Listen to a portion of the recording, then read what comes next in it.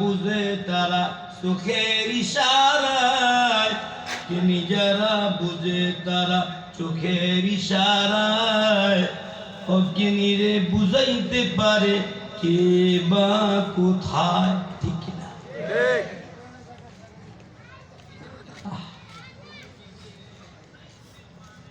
কুরআনুল কারীম 30 পারা, কুরআনুল কারীম তেলাওয়াত করলে আল্লাহর সাথে কথা বলা হয়।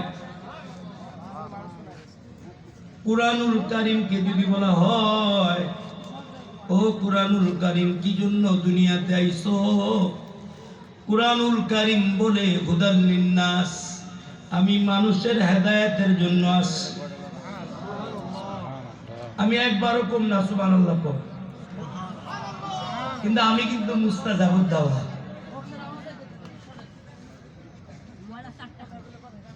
ইমাম মালিক রাহমাতুল্লাহ আলাইহি বিখ্যাত বুজুর্গ ছিলেন, জীবনে একবার হজ করলেন, মক্কা থেকে মদিনায় চলে গেলেন।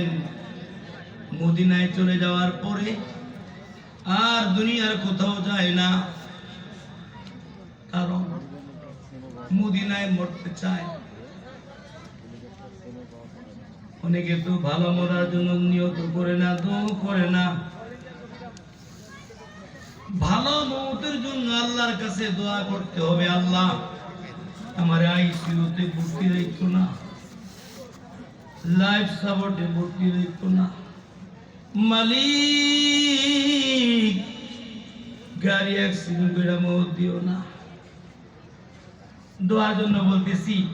বগুড়াতে যাইতেছিল একজন হযরত মাওলানা মুফতি হাবিবুল্লাহ কাসিমি, রুট অ্যাক্সিডেন্ট করে আহত অবস্থায়, কিছু পেরেশানি হয়েছে, হাসপাতালে ভর্তি আছে। অনেকের মোবাইল আছে, মোবাইলের ভিতরে চলে আসে।